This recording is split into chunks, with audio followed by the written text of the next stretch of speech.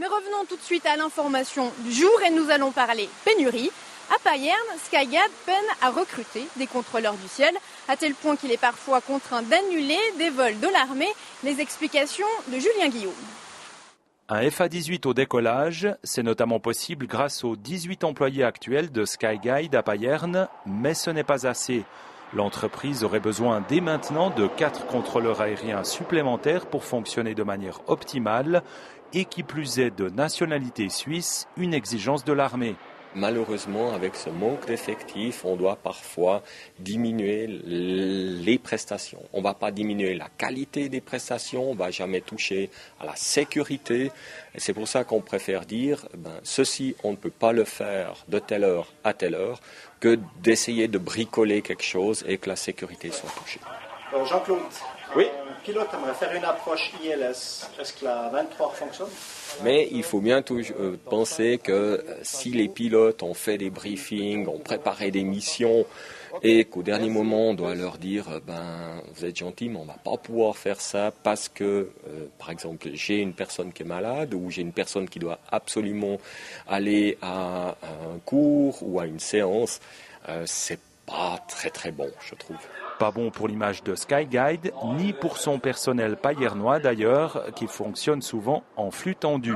Avant, on était plus souvent à la maison, on pouvait plus participer dans les sociétés locales. Et puis maintenant, souvent on ne peut pas y aller parce qu'on n'est pas à la maison.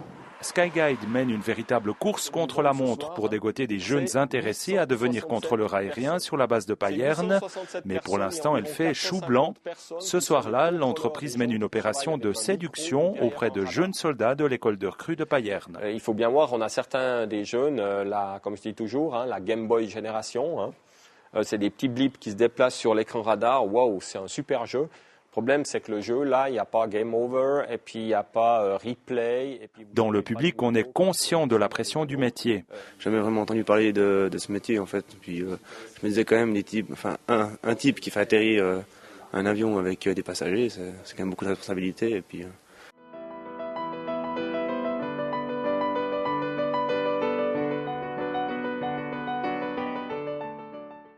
je pense qu'il ne faut pas crouler sous la pression. Scruter le ciel pour éviter des morts, un défi trop lourd pour les mentalités d'aujourd'hui.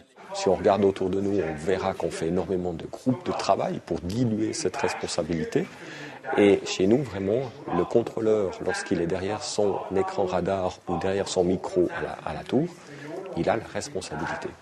Ces prochaines années, Skyguide devra fournir plus de prestations sur la base de Payerne. En effet, l'armée va mettre en place un nouveau service de police aérienne hors des horaires de travail ordinaires. Espérons que d'ici là, des jeunes frappent à la porte de l'entreprise.